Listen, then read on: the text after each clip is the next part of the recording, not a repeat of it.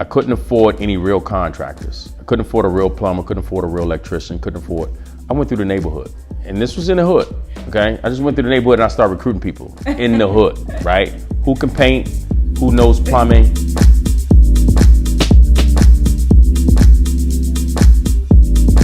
Welcome back, guys. You're watching Hidden Gems with Hannah, and I have a very special guest here today that I'm going to be speaking with, Evans Charles. How you doing? I am doing great. Excellent. How are excellent. you? I'm doing wonderful, wonderful. Happy to be here. I am very excited to talk to you because I think within yourself, you are a hidden gem. This man right here is a hidden gem. He's someone that you definitely want to know and want to learn from because you have seen such success and such far heights in your career at such a young age. I mean, how old are you? You look so young. I'm not that young. You look really young for the amount of well, success. thank you so much. I appreciate the compliment. You are welcome. Yes. And so just for people who don't know you and don't know what you do, what is it that you do? Sure. I own a hotel acquisition and development company. So we basically acquire select service and compact full service hotels all up and down the East Coast. Internationally branded hotels by Marriott and Hilton. We're working on some Hyatt properties right now as we speak, and we're also into development, building them from the ground up. That is enough within itself. I mean, that is absolutely amazing. How does one get involved in something like that? Well, I can speak about how I got involved, but it's something that it depends on what aspect of involvement you want to be in. So I'm what you call a sponsor, which is a person who actually spearheads the entire process from acquisition to ownership to asset management to disposition. So the entire process, all of the responsibility kind of falls on my shoulders. So you can go at it in that capacity, or you could be an investor. Just like you go out and invest in stocks or you invest in different deals, you can just be a silent partner and have your money just go to work for you in different hotel deals. So as a sponsor or as a limited partner are the two ways you can get involved. And so your involvement, how did you get started? What actually, did you grow up with a background like this? How did you grow up and what got you started into a business like this? Okay, I might need about 10 minutes on this one, but so grew up in very humble circumstances, right? Single mom, 18 years old when she had me. She just came to this country from Haiti, didn't even speak English. 12 of us in a 2-bedroom apartment, no exaggeration. Wow. And growing up in DC, when DC was deemed the murder capital in the 80s, the crack epidemic, just a tough environment to be in. And, an environment where I didn't feel like the odds were in my favor to even come out of it alive.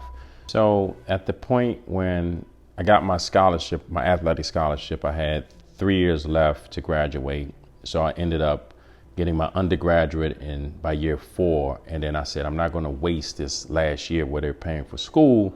So I took a 2-year program and got a master's degree because I wanted to take advantage of them paying. Mm-hmm. So I had no interest in education. I wasn't a good standardized test taker. So me either. My mentor said, hey, look, I have a friend who's the dean of the education department. Just get a master's in anything. So he can get you in that program. So I said, education, what am I gonna do with that? All right, cool. I'll just grab it because they're paying for it. So now, that's all it was. Why did it feel important for you to get a master's degree? Simply because I'm an opportunist and I had a year left on my scholarship. I'm not going to let that go to waste. That's it. Now, if you didn't have that year and you had to pay yourself, would you have Good question. Really good question. Well, I understood that a bachelor's in psychology really wasn't going to do a whole lot for me. And I knew that I didn't know what I wanted to do, but I knew being broke was something I didn't want to do anymore. I knew that much. Like most of us. Yeah. So, so everyone said, hey, you need a graduate degree with an undergraduate in psychology. So that was already embedded in my mind. Okay. That I needed something. So, yes, Why I would have tried business? In hindsight, I would go back and be a finance major. I'll be a business major. I would have tried to go to Wharton for an MBA or Harvard or something like that for sure. But I didn't know that. So fast forward, so now I get out of school, and then the thing that was the light bulb moment was my landlord. I'm sitting here, you know, spending some time with him, and then he started talking to me about residual income, creating wealth, and the residual income part really intrigued me. You know, like money just coming in every single month, and you don't have to do the work for that money to continue to come. Right now, as an employee, you exchange time for money. An investment, you put in your investment and money keeps coming. That concept sounded it was intriguing. So I said, okay, let me go I didn't know nothing about real estate. So I run to the bookstore and I buy a basic book on how to buy your first time house. I didn't know what equity, interest rate, I knew zero about real estate. And what was that book? How to buy your first time house. It was something so basic. Wow. Yeah, it was because I needed the basics. I needed to know the ABCs before Look I got it up on Amazon, guys. Yeah, it was something. There. Yeah, but that's not the real one that really took me. I needed to start somewhere. Okay. So then I met a mentor who was a real estate agent, and he started driving me around, walking me through investment properties.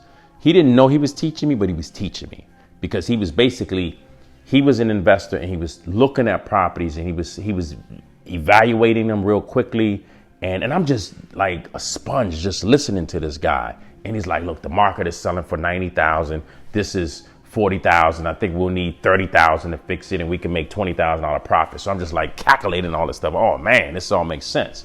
So and was this the landlord? Or no, this is just else? a realtor that I met. Okay, right? a realtor. And at this, so at the same time, I'm graduating on the books where I'm buying investment books now, and then trying to educate myself in that capacity. So through that experience with that realtor, finally I got exposed to my first property. We probably looked at about 20 properties and passed on all of them. And he actually did me a favor because he could have bought that property, but I was with him so frequently, he said, I'll let you buy it. So wow. $32,000. $32,000 for the property. For the property. It was West Philadelphia, low income neighborhood. Yes, that's what they were going for at the time. Residential? Residential row home.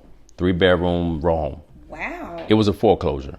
Okay. It was a foreclosure. And so how much did you have to put down? So I did one of those HUD programs or so, and I went at it as a first time home buyer. So they did a 97% financing, so I had to put down 3%. So 3% of, let's say, $30,000 is $900. Wow. So didn't have any money, but I can come up with $900. Okay, so came up with my 900, negotiated with the seller, paid the closing costs. I basically closed the deal with, let's say, $1,000 as a round number, give or take, right?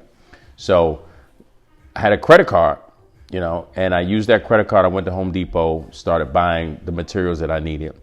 I couldn't afford any real contractors. I couldn't afford a real plumber, couldn't afford a real electrician, I went through the neighborhood. And this was in the hood, okay? I just went through the neighborhood and I started recruiting people in the hood, right? Who can paint, who knows plumbing. And to be honest with you, these guys were probably junkies, drug addicts, whatever, but I found the ones that had skill. Wow. And I managed them every day. I fired a lot of people, and I managed them every day. I paid them by the day, I paid them by the week. What was the pay like? Whatever. I might have been paying these guys $30 a day, but that's all I could afford. Yeah. So I had to get creative and figure out how could I get this work done with cheap labor, and that's what I did. So I figured, and it was all cosmetic. I didn't have to rip open walls and redo plumbing. Cosmetic stuff, paint, new lighting, put in new cabinets, maybe some connections on some plumbing, that kind of stuff.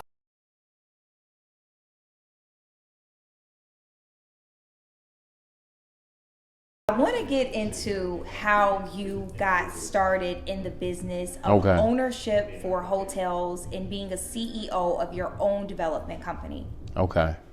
So that was a progress, and it started from when I was inspired by a landlord, and I think I talked about going out and buying books or so. And what were some of those books, just for any of the viewers watching? I'm sure they would love to know what you read. I think the first investment book that I purchased, and this was a book from way back, and it was called Buy It, Fix It, Sell It. And it was just talking about the fundamentals of just going through that process in real estate, in small residential real estate. And I talked about, or maybe I didn't, but the book Rich Dad, Poor Dad was the one that gave me a completely different frame of mind. It taught me how to think differently and how to just approach life and creating wealth in a completely different manner. And you know, it's so funny. That book is such a classic. I hear people talking about it all the time. It just seems like they just hype it up. They say, oh, Rich Dad, Poor Dad. Do you think that it's a lot of hype around it, or is it a book that people should definitely invest in? It was the book that completely changed my frame of mind. So there is zero hype in that. You want to tell them? Zero hype. So as relates to that, and I'm not getting any royalties, you know, no commissions or anything, but no. So it was the whole series. There was a 3-part series to the Rich Dad Poor Dad. Mm-hmm. So you know, the 4 quadrants, and I forget what the third one was, but you got to go through all 3, not just the first one. Okay. So the first one is. But that helped you really build the foundation.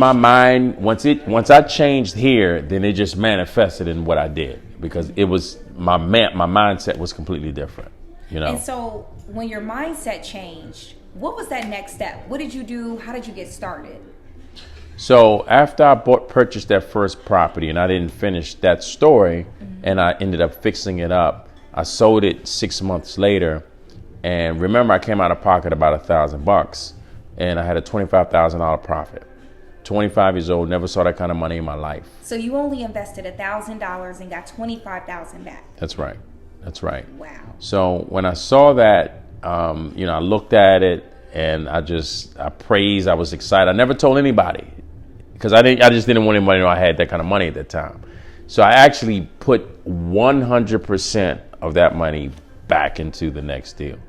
Yeah, I did not even touch it. I didn't spend a dime, because at the same time I was working for an educational publisher where I had an opportunity to make big commissions. It was comparable to pharmaceutical sales. Mm-hmm. So I was like, I'm just going to go out and hustle, and I'm just going to keep reinvesting, and to a point where I met a Jewish guy who became my hard money lender, and he and I did, 40 deals together. I mean, from that, when I had that capital source, and this guy would go walk a property and literally in 20 minutes say, you got the money, I'm good.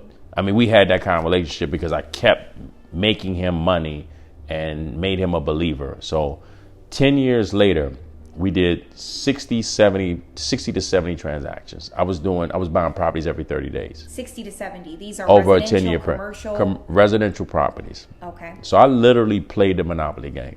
And Monopoly was my favorite game, still is to this day. Do you suggest people really get into playing Monopoly? I had been thinking about that myself, just learning how to get better with financing and just learning more about investing. Do you think that that's a good game people should get into? I can only speak from my personal experience. I'm great at Monopoly, and it's and I love the game, and no, I really transitioned into doing it in real life. So literally, I have to play it with you. So literally, remember I talked about a book? The book was the transition that got me into hotels. Okay. Quick story. I'm getting a haircut in Philadelphia from my DC barber. He tells me about a DC guy that owned a hotel in South Beach. I used to frequent South Beach, and I can't, first of all, I can't imagine black people owning hotels. All right. That's not even in my frame of mind. Yes. Let alone South Beach. Next to the Lowe's. I'm like, a black guy on that, and he's from DC? No way. So I go to the doctor later that day because I had a doctor's appointment. I'm waiting in the lounge. I pick up Black Enterprise. The same guy my barber was just talking about an hour ago is on the cover of Black Enterprise. Destiny. Yes. I'm like, whoa. And then this guy just put out a book. I could not wait to get out the doctor's office. What was the name of that book? It was called The People's Principles. So this was Don Peoples.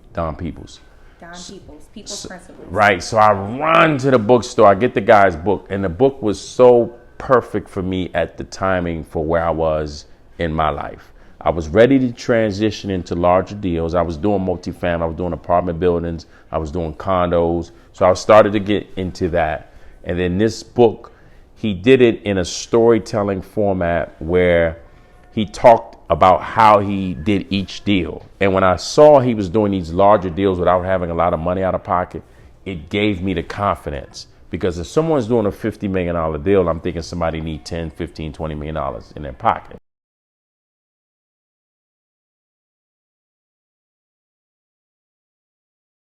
No invitation. He was the chairman of an organization of African Americans that own hotels, and I was in shock that there were people that looked like me that own hotels.